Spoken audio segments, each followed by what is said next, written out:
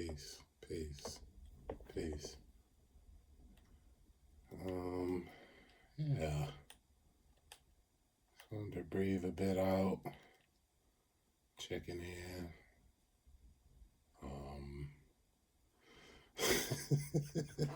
It's a lot going on. It's a lot going on. So yeah,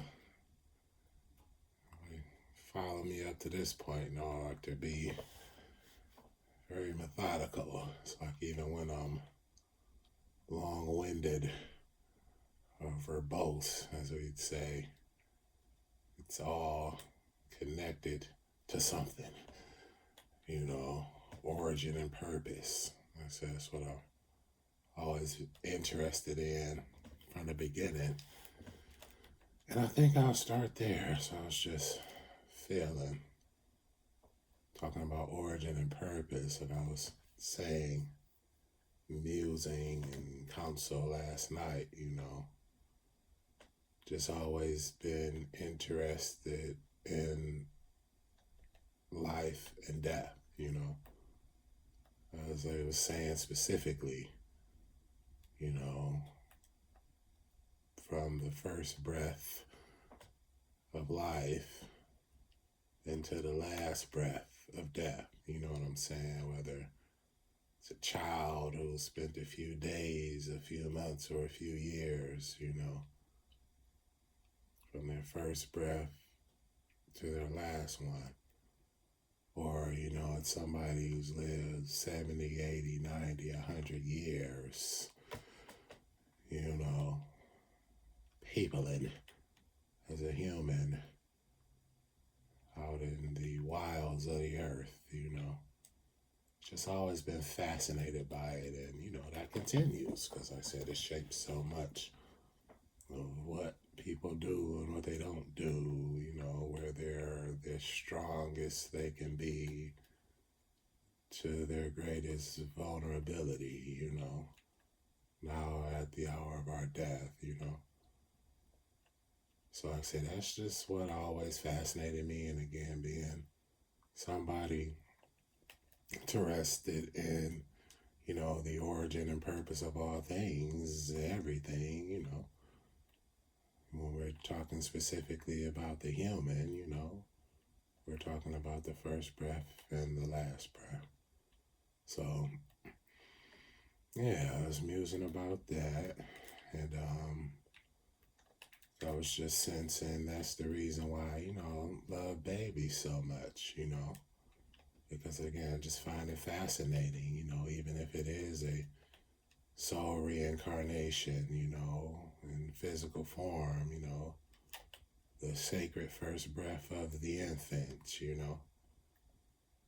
It's just always really fascinating to me, and again, what takes place, between that first and last one, and you equate that to pulse, or pulse, You checking for breath, that means you're checking for pulse, And again, that's where the light is. That's the activator of the electromagnetic energy that fuels this biopod, bag of blood and bones, So yeah. And I guess I can, jump off there, again, talking about me in 3D and, society as it is and as it's becoming, It's just a lot going on, and get into the specifics again, respecting my privacy and that of those that I love and, carry with me.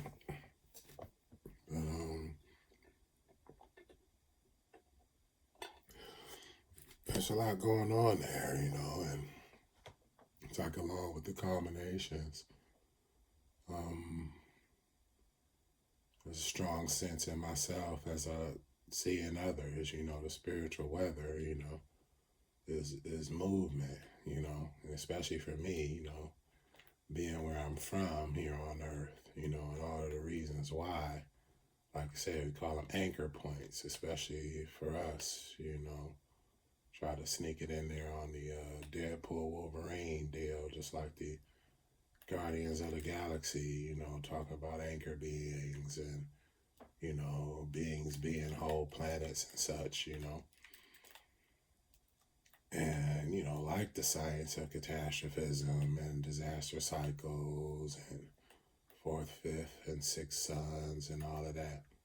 That's what all this is connected to, And like you said, a microcosm of the macrocosms, a fractal recreation of the beginning, That's where the thoughts and the feelings come from, that gave rise to the in and out breaths, the pulse of life, So yeah, it's interesting. Existential, transpersonal, and metaphysical, bro. Like I said, bro, it's all I'll be on. It's all I want to be on, And like I said, for all of the benefits and detriments that it's caused, it's just been, fascinating ride for me individually, still quite literally overwhelmed with fascination and gratitude about it all, but like I said, relationally, especially about the humans, it's like not much that I can really share about the whole of my experiences in that outside of words, or activities and interventions like I do, for work or spiritual counseling, But, I can rest in knowing that, like I said, one way or another, everybody's going to experience it for themselves. You know what I'm saying? There's many paths, but there's only one destination. Just like there's only one starting point, And that's what we believe, spiritually, guided to, watch Star Wars again, really dive into it this time because, say, I obviously watch them growing up, but, as you evolve, just like I was saying the other day, it took me 20 years to watch the Harry Potter movies, because, you have to be a certain level of physical and metaphysical maturity, to really grasp the themes. And like they're saying, not just grasp it, but apply it, because that's another one of those areas where it's like, white hat and dark hat interventions is, the dream maker, they're calling it, theater and cinema and all of that, But yeah, so I wanted to connect that because, like I was saying recently, people's next destinations in existence, next energetic assignments, they're calling it, that's what really is all about. Like Sir Edgar Casey would say, you don't go to heaven, you grow to heaven, because it's an energy thing, and that's why I'm always talking about, preserving peace. And then a lot of times, especially now, whether it's with, for me individually, women, or a wife, you know what I'm saying? Or, status in society, economic resources and all of that, all of that down here is quite dense, And what I mean when I say dense is, again, the material world and those connections, and just like choosing to engage in the war, and having a rat race around society, it takes so much of your energetic attention, especially when it operates your material vehicle and dictates to it. That's what ascension and awakening is all about, is living above all of that, even in the midst of it. So I think that's where I'm at. That's what I've chosen. And I think that's why breathing this stuff out is so important. Because like I said, this is brand new for me, living strictly in consideration of myself, even in the midst of my service. I'm of service all day, every day. But, like I recently was able to conclude, it's like even that aspect is a part of me. So like I said, what I give to others is not always, if ever, so much about how they receive it, but the origins of it comes from, which is within me, So, like I said, especially the real deep stuff I've experienced, like I said, bro, even with them videos I took down, bro, it's like at 10:10 exactly. Even the ones I took down, it's like talking around the stories, and energetically, primordially, what I know of them, and again, how I experience them. And like I said, more than anything, for me, still being a very neurotic and practical science, all about the evidence and pointing to it, just like the natural scientists. You know what I'm saying? It's really all I'm really focused on is those origins, the purpose of it, and then the outcomes that it creates. And, that's another reason why, descending within and being connected to the spirit of life within you, the reason why no one can look out of your eyes but you, and all of that, I'll make sure I mention that. But when it comes to that part of it, that's another reason why, these relationships here on earth and amongst family, as the deep as it is, and lovers and all of that, friends, colleagues, it all begins and ends with how you're doing and how you experience it, for that reason, because that's the origin.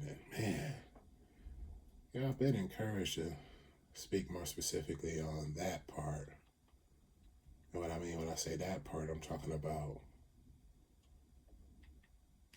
man, what I've learned about the origin, purpose of life, and again, seeing and experiencing it from the beginning. Like I said, when all was life, all was God, and that first thought led to that first impulse and the creation of the feeling reflection, what we know as our divine mother.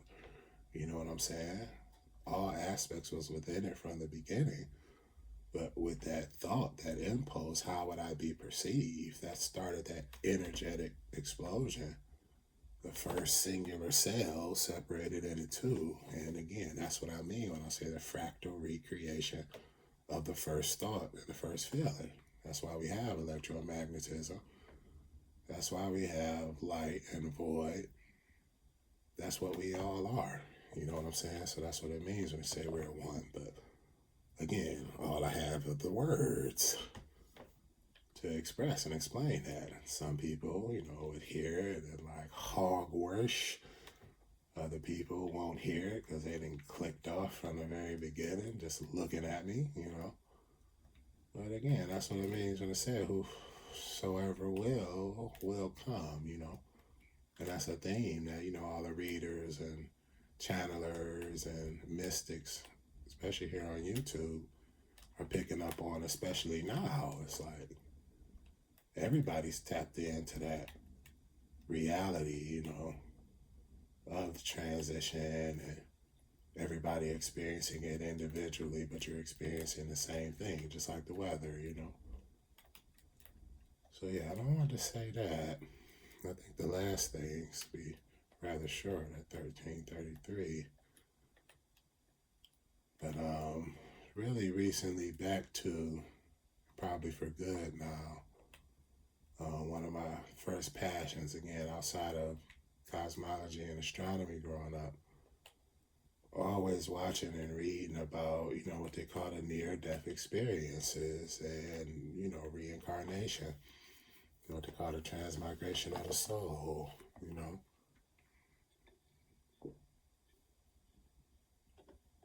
And for me, like I said, I just mentioned it all from getting in to wrap up with that. I remember the first thing I remember from childhood, the most profound thing that, helped me connect all these dots, my religious and spiritual upbringing was watching one of those shows. Person was giving their report. It was a woman who, had passed away out of her body. And, talked about that also familiar light, and the overwhelming peace and the loved ones and such, And, she was surrounded and enveloped by this light and felt the presence of a familiar family member. And she said, asked the family member, like, what is that light, is that God? And the person responded, it's his breath. And that stuck with me immediately, and ever since then, as a child, and again, just like reading the Bible and studying cosmology and astronomy, immediately make these connections in nature. It's like, okay, if the light is the breath of God, even without the words at the time, that led me to conclude that we must be living inside of it. And like I told my first fiance on that cruise ship I talked about, it was one of the many things she said made her shudder inside, is when I broke it down like that, my current conclusion is like, bro, bodies inside of bodies, living inside of bodies. That is the material construct of existence. And we have to look no further than the earth and the human to conclude that. So it's like, bro, just like bioorganisms, parasites, and all of that live inside of us, and we're this giant celestial being to them, we're like the bioorganisms and virus and parasites inside the body of the earth. I mean, clearly that's what's going on. There's many other bodies like that living inside of bodies. And that construct is allowed to exist inside of these solar and galactic and primordial bodies. So again, when you apply that, it's his breath, like you've seen depicted in several movies or sci-fi shows, like I just mentioned, Guardians of the Galaxy 2. Yeah, it's not that big of a stretch to accept that we're all living inside of the body of God, And that's what it is, going all the way back to the beginning, when it was the singular superior as it always been, So that's what I'm musing upon. And like I said, I wrap it up with 2 recent lessons that was very comforting from 2 reports. So the latest reports I listened to, I think earlier this week or last week. And one was from, again, what I prefer, old, straight arrow, neurotically forward, old, conservative American dude, from the silent generation, was a soldier, was a cop and all of that, and had his experience and breaking it all the way down. And one of the things that he said, again, that stuck with me, like that first quote about the light being God's breath. He said where he was on his travels, because again, it was like me, he's just like this disgust with betrayal and manipulation and all that other stuff, you know what I'm saying? The betrayal trauma is one of the deepest traumas outside of grief. And that's what has and continues to affect my life, He was talking about how that reaches us energetically. So, just like I go through, in that time in his life review, he was witnessing it all and confirmed some betrayals he experienced from his ex-wife and all of that, and which she later confirmed in life, when they, sorted things out for their child. And the way he summed that process up in his travels, that dimension, he said, all there was is truth.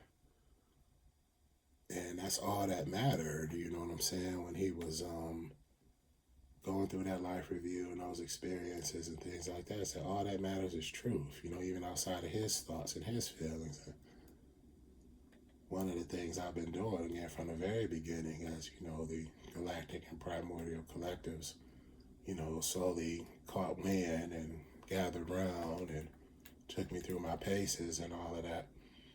That was one of the things we was doing, to calibrate, to discern how much of me is originated in spirit, aspects of my character, personality and such, what I brought with me as they would say, versus how much is, what I accumulated, both of the light and the dark here being a human on earth. So, and sometimes it takes time to discern and process. You got to do some sciencey type light work. Other times it's immediate, and this was one of the times it's immediate. We were talking about, again, my inclination for the truth. It is what it is. My disgust with lies and manipulation and victimization, all that other stuff. That's an origin thing. That's an aspect of my soul. And hearing him say that about his travels, in his NDE, that's very comforting for me and very validating and affirming of how deeply I've stood on it and continue to, in the face of a lot of stuff. Let's put it like that. So that was the one. I think the last one, I'm trying to remember, it was a woman had her experience. Again, she was also very smart, very technical, one of those very straight arrow moms, no nonsense moms kind of deal. She had a great report. Yeah, and that's what she was saying, because it's like as she was in the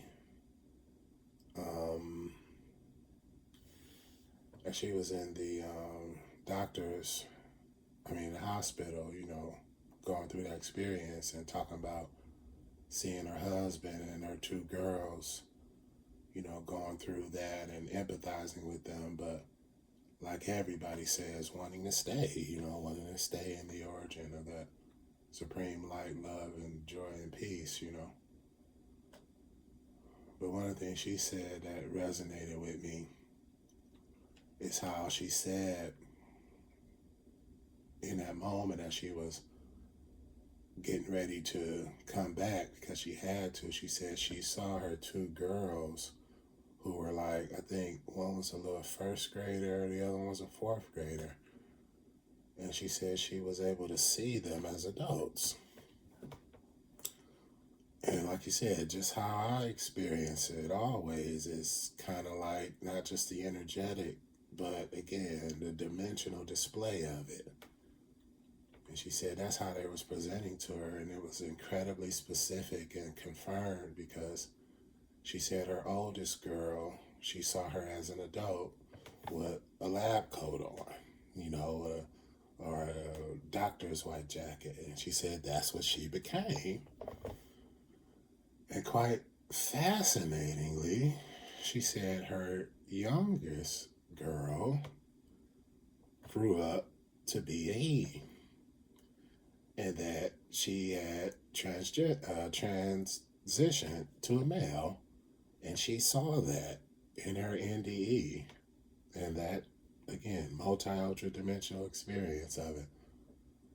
And she said that happened, bro, and I was just completely blown away, and it was just such comforting confirmation, because that's one of the most advanced and weirdest things I remember even having been forced to say it once to two of my closest cousins I grew up with as brothers, and blew them away literally kind of deal, especially because the environment we was in and how spirit emphasizes, like, bro, let me tell you how I experience the world. I can literally look in the face of babies, infants, children, and it's like I can see them as adults and see, especially with the counseling and psychology and counseling, social work that I do, my fascination with it all, applying all of the things that will impact them between those first and last breaths, the developmental psyche of it all, the nature and nurture of it all, It's like, that's why I'm so sensitive and overly protective of that process, trying to do as much as I can to shield them from danger and give them what they need to help that process, because I can see it. And again, just like coming up in the city, you know what I'm saying, experience what I have, you know what I'm saying, from lowest to the highest levels of the underworld, and studying the participants. It's like when those eyes go black, and that face sinks, just like those who give in to addiction, what I call the daily death, or, the serial killers. It's just amazing, to see that process happen. So naturally, on top of that, the way I've always experienced the world and continue, especially the world of humans, is I can look at adults, especially even the elders, and all of the stuff they go through, all the stuff they present with verbally, paraverbally, non-verbally, you know what I'm saying, throughout every day.